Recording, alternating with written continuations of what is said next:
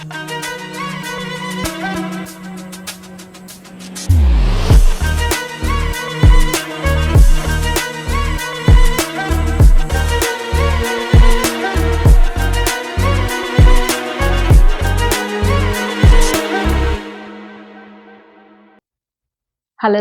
கர்த்தருடைய நாமம் பரிசுத்தப்படுவதாக. இந்த நாளிலும் இந்த செய்தியை கேட்டுக்கொண்டிருக்கிற ஒவ்வொருவரையும் இயேசு கிறிஸ்துவின் நாமத்தினாலே வாழ்த்துகிறேன். புத்தாண்டின் நல்வாழ்த்துதல்களை தெரிவித்துக் கொள்கிறேன். நாம் கண்களை மூடி ஆண்டவரை நோக்கி பார்ப்போம்.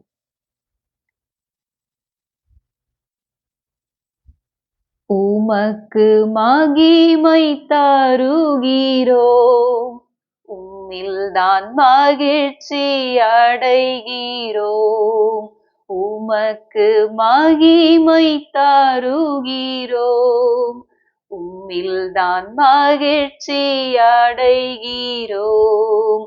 ஹல்லேலூயா, ஹல்லேலூயா,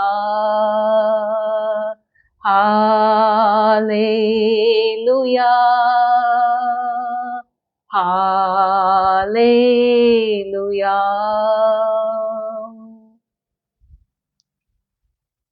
கன்மலையின் வெடிப்பில் வைத்து கரத்தால் மூடுகிறீர். கன்மலையின் வெடிப்பில் வைத்து கரத்தால் மூடுகிறீர். என்ன சொல்லி பாடுவேன் என் இதய வேந்தனே,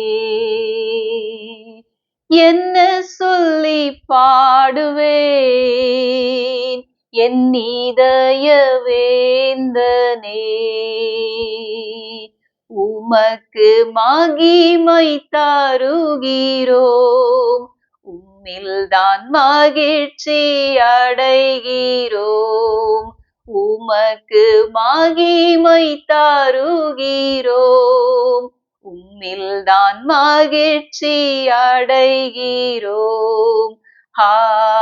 ஹல்லேலூயா, ஹல்லேலூயா, ஹல்லேலூயா,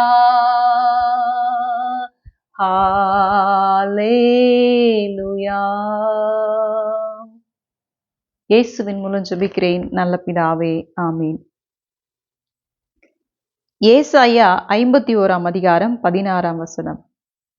நான் வானத்தை நிலைப்படுத்தி பூமியை அஸ்திவாரப்படுத்தி சீயோனை நோக்கி நீ என் ஜனமென்று சொல்லத்தக்கதாக நான் உன் வார்த்தையை உன் வாயிலே அருளி என் கரத்தின் நிழலினால் உன்னை மறைக்கிறேன். இஸ்ரவேல் ஜனங்கள் பாபிலோனிய சிறையிருப்புல இருக்காங்க. அப்போ ஆண்டவர் ஏசாயா தீர்க்கதரிசியின் மூலமா அவங்களோட கூட பேசுறாரு. இந்த 51 அதிகாரம் இஸ்ரவேல் ஜனங்களுடைய சிறையிருப்பின் முடிவின் காலத்துல எழுதப்பட்ட அதிகாரம். அதுல முதல் வார்த்தையிலே ஆண்டவர் அவர்களோடு பேசும்பொழுது, நீதியை பின்பற்றி கர்த்தரை தேடுகிறவர்களே எனக்கு செவி கொடுங்கள்னு சொல்றாரு. சொல்லிட்டு அவங்களுடைய ஆரம்பத்தை ஆண்டவர் அவர்களுக்கு நினைப்பூட்டுகிறார். உங்களை பெற்ற ஆபிரகாமையும் உங்களை பெற்ற சாராலையும் நோக்கி பாருங்கள்னு சொல்றாரு. அவன் ஒருவனாய் இருக்கும் பொழுது அவனை அழைத்து மிகவும் பெருக பண்ணி அவனை ஆசீர்வதித்தேன்னு சொல்றாரு. அப்போ ஆபிரகாமை ஒன்றுமில்லாத சூழ்நிலையில ஆண்டவர் எப்படி ஆசீர்வதித்தார்னு இந்த இஸ்ரவேல் ஜனங்க கூட பேசுறாரு. இந்த இஸ்ரவேல் ஜனங்கள் ஒரு நாள்ல எகிப்தினுடைய அடிமைத்தனத்துல இருக்காங்க. இவங்க அடிமைத்தனத்திலிருந்து விடுவிக்கப்பட்டு ஆண்டவர் ஆபிரகாமுக்கு வாக்குத்தத்தம் பண்ணின கானான் தேசத்துக்கு வந்துட்டாங்க. கானான்ல வசிச்சுட்டு இருக்கும் பொழுது ஆண்டவருக்கு விரோதமாக பாவம் செய்ததுனால திரும்பவும் இவங்க பாபிலோனிய சிறையிருப்புல இருக்காங்க. இப்ப சிறையிருப்புல இருக்கிற ஜனங்களோடு கூட ஆண்டவர் பேசுறாரு. சிறையிருப்பில் இருக்கிறவனுடைய வாழ்க்கை சிறையிருப்பிலேயே முடிஞ்சிடாது, நிச்சயமாகவே நான் விடுவிப்பேன். சிறையிருப்புல இருக்கிறவன் சிறையிருப்பிலேயே சாக போவதில்லை, அவனுடைய அப்பமும் குறையறதில்லைன்னு ஆண்டவர் சொல்றாரு. நான் நிச்சயமாகவே உங்களுக்கு ஆறுதல் செய்வேன். ஏதோ ஒரு தற்காலிகமான சந்தோஷம் அல்ல, நிரந்தரமான மகிழ்ச்சியை நான் உங்களுக்கு தருவேன். உங்களுடைய சஞ்சலம், தவிப்பு, கண்ணீர், கவலை எல்லாமே மாறும்னு ஆண்டவர் சொல்றாரு. அதனால என்னை சர்வ வல்லமையுள்ள ஆண்டவர் என்ன நீ ஆராதிக்கும் பொழுது எதுக்காக ஒரு மனுஷனுக்கு பயப்படுறீங்கன்னு ஆண்டவர் கேட்கிறாரு. ஏன்னா ஒரு மனிதனுக்கு அவனுடைய பிறப்பு அவனுடைய இறப்பே அவனுக்கு தெரியாது. சாக போற மனுஷனுக்கு புல்லுக்கு ஒப்பா இருக்கிறவனுக்கு நீ எதுக்காக பயப்படுற? அதுவும் நித்தம் சொல்லி வசனத்துல சொல்லப்பட்டிருக்கு. அப்போ அடிக்கடி அடிக்கடி நிமிஷத்துக்கு நிமிஷம் நீ ஏன் மனிதனுக்கு பயப்படுறன்னு சொல்லி ஆண்டவர் இந்த இஸ்ரவேல் ஜனங்களோட கூட சொல்றாரு. சொல்லிட்டு தான் யார் என்பதை ஆண்டவர் அவங்க கிட்ட சொல்றாரு. நான் அலைகள் குலுங்கத்தக்கதாக சமுத்திரத்தை குலுக்குகிற சேனைகளின் கர்த்தர் என்னும் நாமம் உள்ளவர்ன்னு சொல்லி ஆண்டவர் சொல்றாரு. நம்ம ஒரு பொருளை கையாளணும்னா அது நம்முடைய பலத்துக்கு உட்பட்டு இருந்தாதான் நம்மளால அதை ஈஸியா ஹேண்டில் பண்ண முடியும். இப்ப இந்த கடலினுடைய நீளம், அகலம், ஆழம் அதெல்லாம் யாருமே இது வரைக்கும் இன்னும் கண்டுபிடிக்கல. முழு சமுத்திரத்தையும் நான் குலுக்குகிறேன்னு சொல்லி ஆண்டவர் சொல்றாரு. ஓ அப்படி வல்லமையுள்ள ஆண்டவரை நீ ஆராதிக்கும் பொழுது எதுக்காக மனுஷனுக்கு பயப்படுறேன்னு சொல்லிட்டு தான் ஆண்டவர் இந்த வார்த்தையை சொல்றாரு. நீ இன்னைக்கு சிறையிருப்புல தான் இருக்க. ஆனாலும் நீ என்னுடைய ஜனம் என்று சொல்வதற்காக என்னுடைய வார்த்தையை உன் வாயிலே அருளி என் கரத்தின் நிழலினாலே உன்னை மறைக்கிறேன்னு சொல்லி ஆண்டவர் சொல்றார். அன்றைக்கு இஸ்ரவேல் ஜனங்களோடு சொல்லிய அதே வார்த்தையை ஆண்டவர் இந்த வருடத்திலே நமக்கு வாக்குத்தத்தமாக தருகிறார். என் கரத்தின் நிழலினால் உன்னை மறைக்கிறேன். எப்படிப்பட்ட குணாதிசயமுடைய மனிதர்களை ஆண்டவர் தன்னுடைய கரத்தினாலே மறைக்கிறார், எந்தெந்த தருணங்கள்ல ஆண்டவர் தன்னுடைய கரத்தினாலே மறைக்கிறார் என்பதை குறித்து 3 காரியங்களை நம்ம இன்னைக்கு தியானிக்க போறோம்.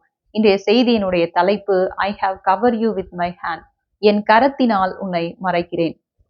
முதலாவதாக the Lord covers the idealists with his hand. ஆண்டவர் நற்பண்பாளர்களை தமது கரத்தினால் மறைக்கிறார். யாத்திராகமம் 33ஆம் அதிகாரம் 21, 22 வசனங்கள். பின்னும் கர்த்தர், இதோ என் அண்டையில் ஒரு இடம் உண்டு, நீ அங்கே கன்மலையில் நெல்லு. என் மகிமை கடந்து போகும்போது நான் உன்னை அந்த கன்மலையின் வெடிப்பிலே வைத்து நான் கடந்து போகும் மட்டும் என் கரத்தினால் உன்னை மூடுவேன். இஸ்ரவேல் ஜனங்கள் எகிப்திலிருந்து கானானுக்கு பிரயாணப்பட்டு போறாங்க. அப்போ ஆண்டவர் அவர்களை மேக ஸ்தம்பத்தினாலும் அக்கினி ஸ்தம்பத்தினாலும் வழி நடத்துகிறார். இப்ப இவங்க சீனாய் மலைக்கிட்ட வந்த உடனே மோசே ஜெபிக்கும்படியாக சீனாய் மலைக்கு போறாரு. ஜனங்கள் எல்லாம் அவருக்காக காத்திருக்காங்க. மோசே வர தாமதமானதுனால இந்த ஜனங்கள் எல்லாம் ஆரோன் இடத்துல போய் எங்களை வழி நடத்துகிற தெய்வத்தை உண்டாக்கணும்னு சொல்லி சொல்றாங்க. அப்போ ஆரோன் அவங்களுடைய ஆபரணங்களை எல்லாம் கழற்றி தரும்படியா சொல்றாரு. தங்களுடைய ஆபரணங்களை எல்லாம் அவங்க கழற்றி ஒரு நெருப்புல போடுறாங்க. அப்போ அவைகள் எல்லாம் உருகி ஒரு கன்றுக்குட்டி ஷேப்ல வருது.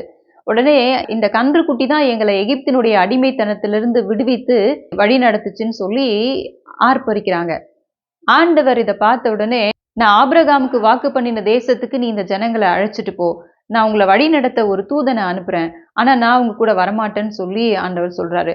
அப்போ மோசே ஆண்டவரிடத்துல ஒரு ஜெபத்தை ஏறெடுக்கிறார். அதுதான் நம்ம இந்த 33ஆம் அதிகாரத்துல வாசிக்கிறோம். ஆண்டவரே, நீங்க உம்முடைய கண்கள்ல எனக்கு கிருபை கிடைச்சதுன்னு சொன்னீங்களே, உம்முடைய கண்கள்ல எனக்கும் இந்த ஜனத்துக்கும் கிருபை கிடைத்ததுன்னு சொல்லி எதினாலே அறியப்படும்? நீங்க எங்களோட வர்றதுனால தானே அப்படின்னு சொல்லி மோசே சொல்றாரு. அப்போ ஆண்டவர், நான் உன்னுடைய வார்த்தையின்படியே செய்வேன், உங்க கூட வரேன்னு சொல்லி சொல்றாரு. அப்ப மோசே திரும்பவும், ஆண்டவரே உம்முடைய மகிமையை எனக்கு காண்பித்தருளும்னு சொல்லி ஜெபிக்கிறார்.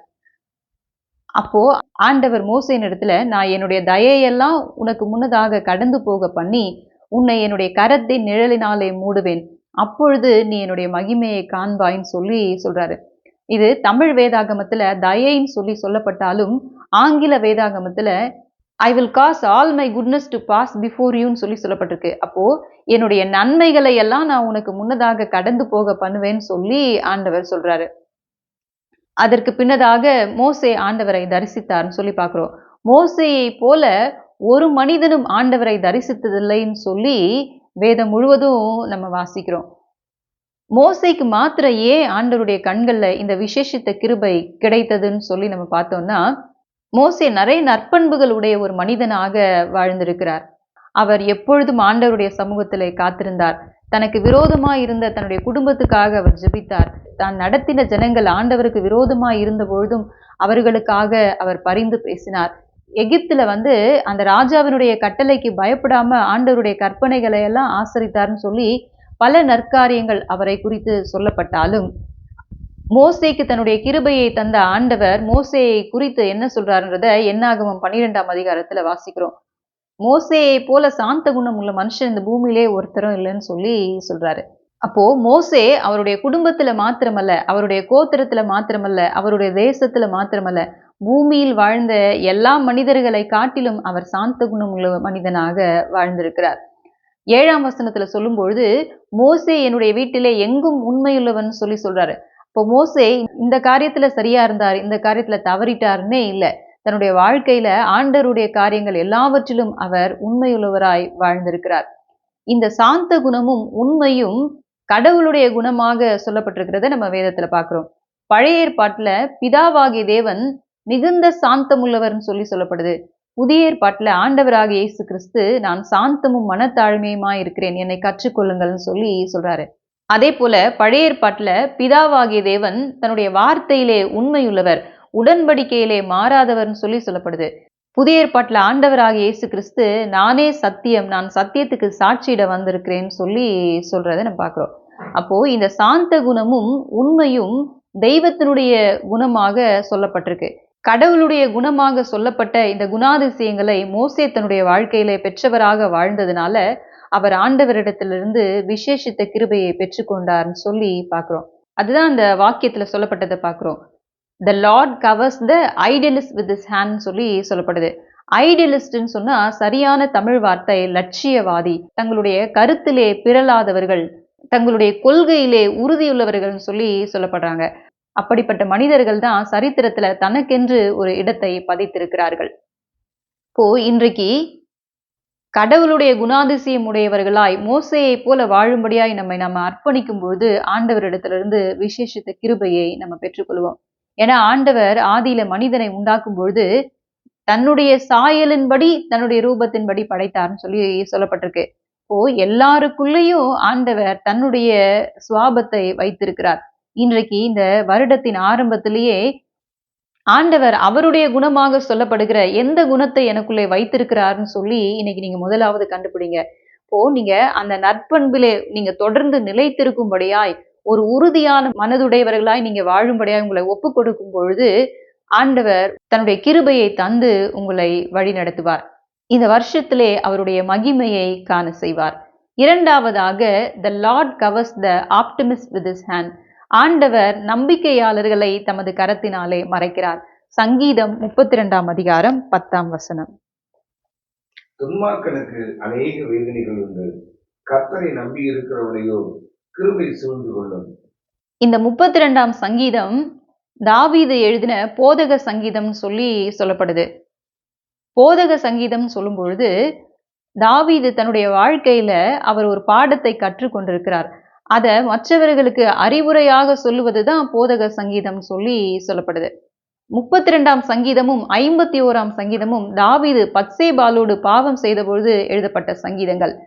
ஒரு நாள்ல தாவீது ஆண்டவருக்கு விரோதமாய் பாவம் செய்த பொழுது ஆண்டவர் நாத்தான் தீர்க்கதரிசியின் மூலமாக தாவீதோடு கூட பேசுறார்.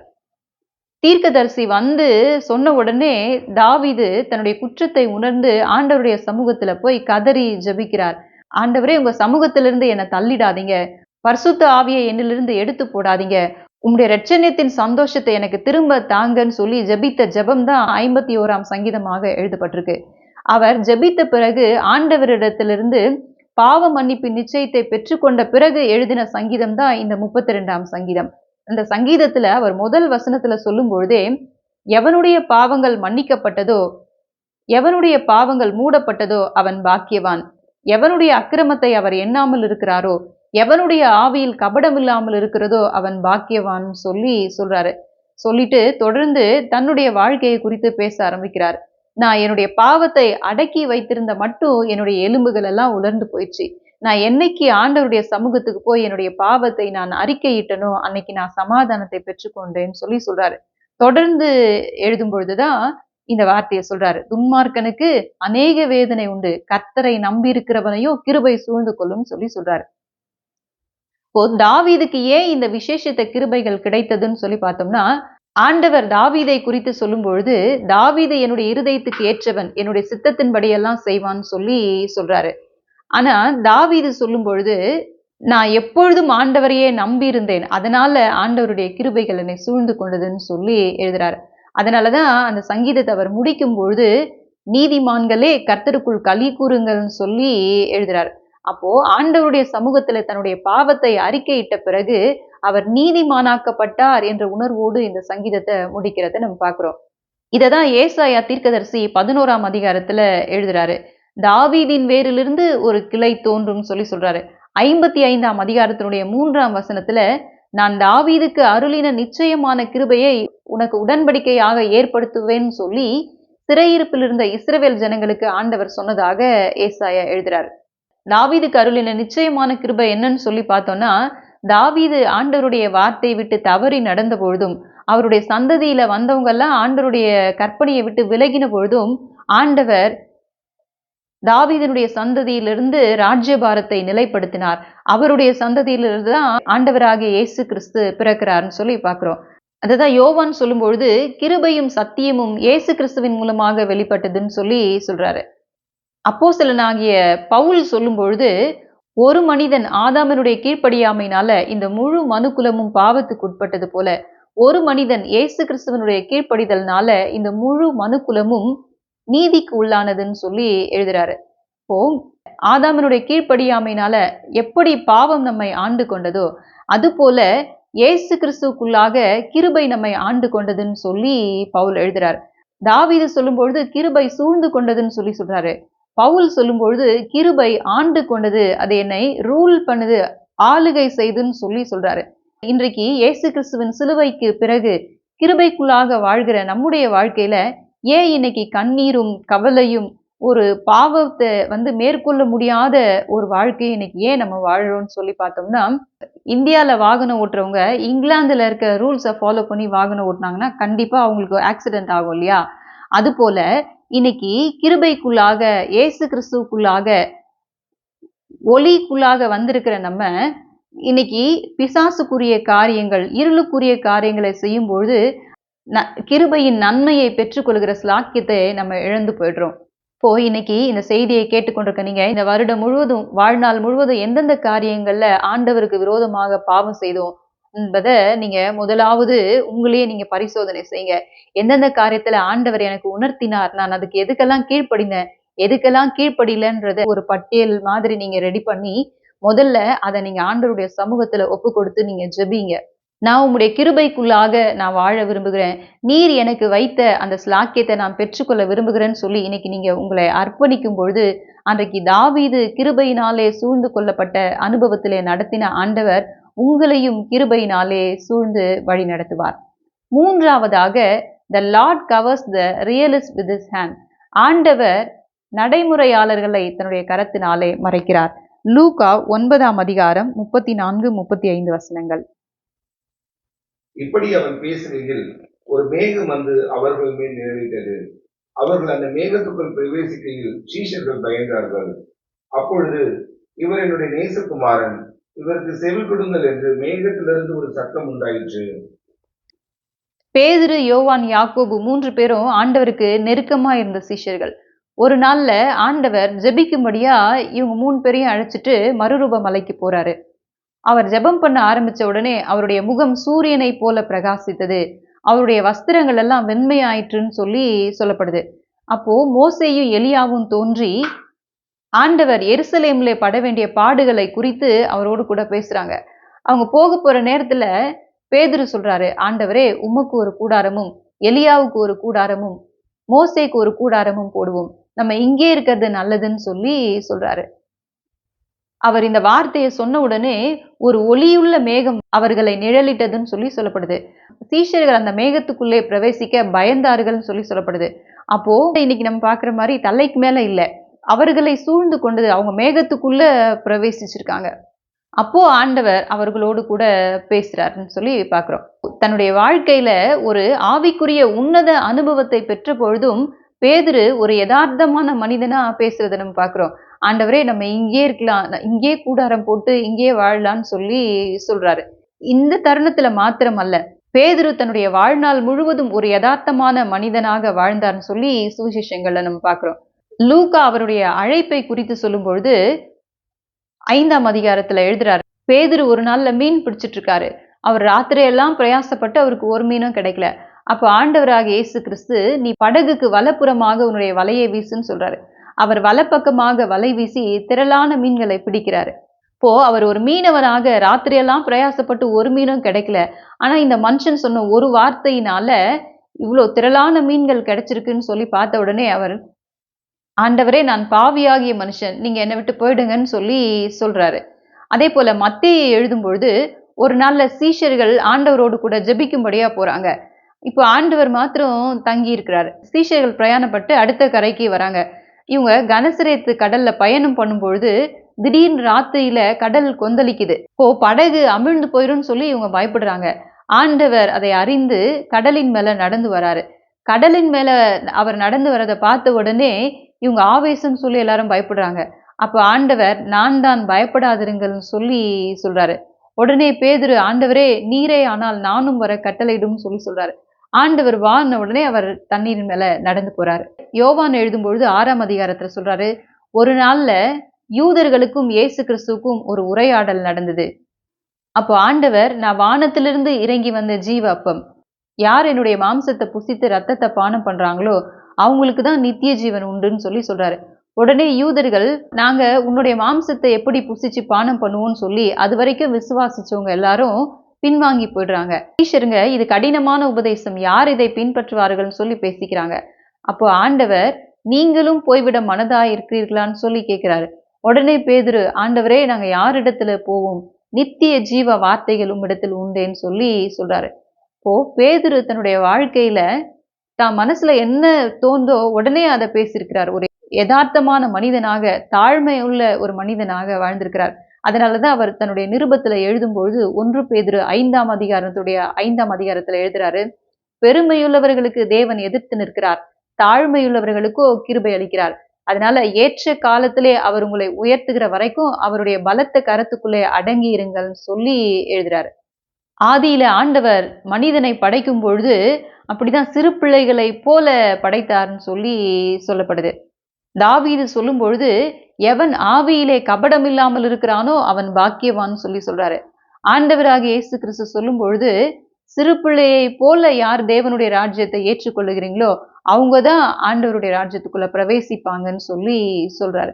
இப்போ இன்றைக்கு நம்ம சிறு பிள்ளையை போல ஒரு கபடம் இல்லாதவர்களாய் வாழணும்னு சொல்லி ஆண்டவர் இன்றைக்கு நம்மிடத்திலே எதிர்பார்க்கிறார். இன்னைக்கு சின்ன பிள்ளைங்க கிட்ட கூட நம்ம ஒரு கேள்வி கேட்டோம்னா அவங்க பல காரியங்களை யோசிச்சு, அறிவு பூர்வமா சிந்திக்கிறன்ற பேர்ல பல காரியங்களை யோசிச்சு ஒரு பதில் சொல்றாங்க. கிறிஸ்தவங்க கூட ஒரு யதார்த்தமான வாழ்கிற வாழ்க்கையை இழந்துட்ட சூழ்நிலையில கடைசி காலத்துக்குள்ள நம்ம இன்னைக்கு வந்திருக்கிறோம். இன்றைக்கு இந்த செய்தியை கேட்டுக்கொண்டிருக்க நீங்க இந்த வருடத்தின் ஆரம்பத்துல உங்களை நீங்க ஆண்டவருக்கு ஒப்பு கொடுங்க. உங்களுடைய வாழ்க்கையில நீங்க சந்தித்த சூழ்நிலையினால அந்த யதார்த்தமான மனநிலையோடு வாழ்கிற வாழ்க்கையை நீங்க இன்னைக்கு தொலைச்சிட்டீங்களா? ஆண்டவரே, சிறு பிள்ளையை போல கலங்கமில்லாத மனதோடு நான் உம்முடைய வார்த்தையை விசுவாசிக்கவும், நான் சந்திக்கிற சூழ்நிலையிலே வாழவும் நான் விரும்புகிறேன்னு சொல்லி நீங்க உங்களை அர்ப்பணிக்கும் பொழுது, அன்றைக்கு பேதுருவை தன்னுடைய கிருபையினாலே மறைத்த ஆண்டவர் உங்களையும் தன்னுடைய கிருபையினாலே மறைத்து வழி நடத்துவார். இப்போ இந்த வருஷத்துல ஆண்டவர் என் கரத்தின் நிழலினால் உன்னை மறைக்கிறேன்னு சொல்லி நமக்கு வாக்கு பண்ணுகிறார். எப்படிப்பட்ட குணாதிசயமுடைய மனிதர்களை ஆண்டவர் தன்னுடைய கரத்தினாலே மறைக்கிறார்னு சொல்லி 3 காரியங்களை தியானித்தோம். முதலாவதாக, the Lord covers the idlers with his hand. ஆண்டவர் நற்பண்பாளர்களை தமது கரத்தினாலே மறைக்கிறார். இரண்டாவதாக, the Lord covers the optimist with his hand. ஆண்டவர் நம்பிக்கையாளர்களை தமது கரத்தினாலே மறைக்கிறார். மூன்றாவதாக, the Lord covers the realist with his hand. ஆண்டவர் நடைமுறையாளர்களை தமது கரத்தினாலே மறைக்கிறார். ஆண்டவர் அவருடைய கரத்தினாலே மறைக்கும் பொழுது நம்ம அவருடைய விசேஷித்த கிருபைகளை பெற்றுக்கொள்கிறோம்.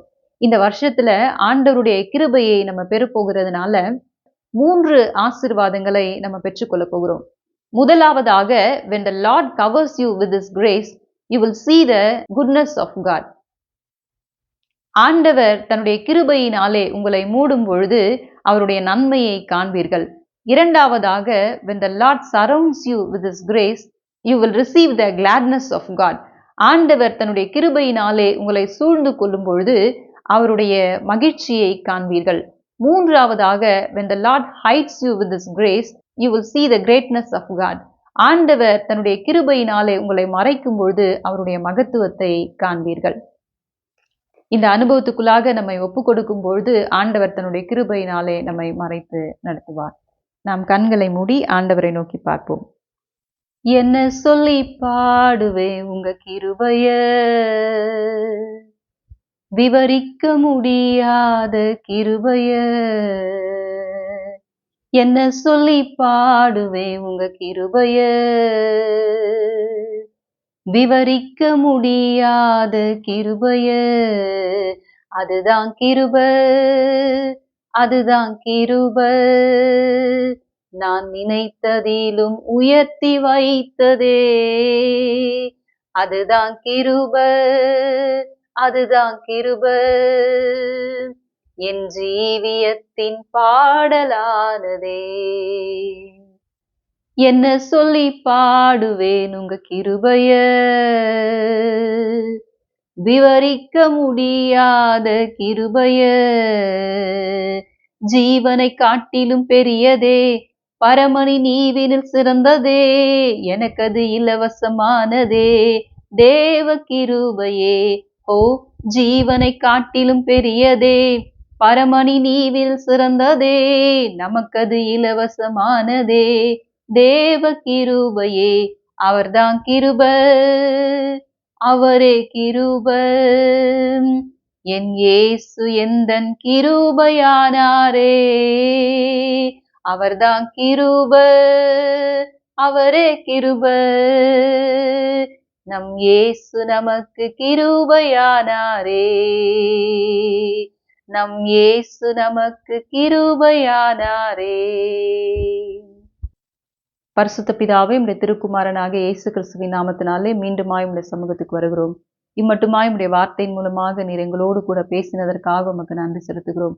இப்பொழுதும் இந்த செய்தியை கேட்டுக்கொண்டிருக்கிற ஒவ்வொருவரையும் உம்முடைய கரத்திலே ஒப்புக் கொடுக்கிறேன். அப்பா, இன்றைக்கு கேட்ட வார்த்தையின்படி மோசேயை போல உம்மிடத்திலே காணப்படுகிற நற்பண்புகளை உடைய மனிதர்களாக வாழும்படியாய் இந்த செய்தியை கேட்டுக்கொண்டிருக்கிற ஒவ்வொருவருக்கும் இந்த நாள்ல உதவி செய்யுங்க. தான் எடுத்துக்கொண்ட தீர்மானத்திலே உறுதியுள்ளவர்களாய் தன்னுடைய ஓட்டத்திலே தொடர்ந்து ஓடும்படியாய் கிருபையை தந்து இந்த நாள்ல உங்களுடைய நன்மையை காணும்படியாய் உதவி செய்யுங்க. இந்த வருஷத்திலே உங்களுடைய விசேஷித்த கிருபைகளை பெற்றுக்கொள்ளும்படியாய் உங்களுடைய மகிமையை காணும்படியாய் நீங்க ஒவ்வொருவருக்கும் உதவி செய்யுங்க. தாவீதை போல தன்னுடைய வாழ்க்கையில எந்தெந்த காரியங்கள்ல தவறி இருக்காங்களோ அதை எல்லாவற்றையும் இந்த நாளிலே ஆராய்ந்து தன்னை உங்களுடைய சமூகத்திலே அர்ப்பணிக்கும்படியாய் தான் இழந்து போன அந்த இரட்சிப்பின் சந்தோஷத்தை இந்த நாளிலே பெற்றுக்கொள்ளும்படியாய் பாவம் மன்னிக்கப்பட்ட பாவ மன்னிப்பின் நிச்சயத்தை பெற்றுக்கொள்ளும்படியாய் இந்த செய்தியை கேட்டுக்கொண்டிருக்க ஒவ்வொருவருக்கும் நீங்க உதவி செய்யுங்க. நீர் சிலுவையிலே ஏற்படுத்தி வைத்திருக்கிற அந்த ஸ்லாக்கியத்தை பெற்று அனுபவிக்கும்படியாய் தாவீதை போல கிருபையினாலே சூழப்படுகிற அனுபவம், கிருபையினாலே ஆண்டு கொள்ளப்படுகிற அனுபவத்திலே நடக்கும்படியாய் இந்த நாளிலே நீங்க ஒவ்வொருவருக்கும் உதவி செய்யுங்க. பேதுருவை போல தன்னுடைய வாழ்க்கையிலே கபடமில்லாத மனிதர்களாய் சிறு பிள்ளையை போல உங்களுடைய வார்த்தையை விசுவாசிக்கவும், தாங்கள் சந்திக்கிற சூழ்நிலையிலே ஆவியிலே கபடமில்லாதவர்களாய் புறாக்களை போல நீர் விரும்புகிற ஒரு மனநிலையுடைய மனிதர்களாய் வாழும்படியாய் உதவி செய்யுங்க. அன்றைக்கு சீஷர்களுக்கு தந்தது போல ஆவிக்குரிய உன்னத அனுபவங்களை இந்த வருஷத்திலே நீங்க கட்டளையிட்டு ஒவ்வொருவரையும் ஆசீர்வதிங்க. காத்துக்கொள்ளுங்க, பலப்படுத்துங்க, நிலைநிறுத்துங்க, வழி நடத்துங்க, கிருபைக்குள்ளாக சூழ்ந்து கொள்ளுங்க. இயேசுவின் மூலம் ஜெபிக்கிறேன் நல்ல பிதாவே, ஆமீன். God bless you and God be with you. Wish you happy new year.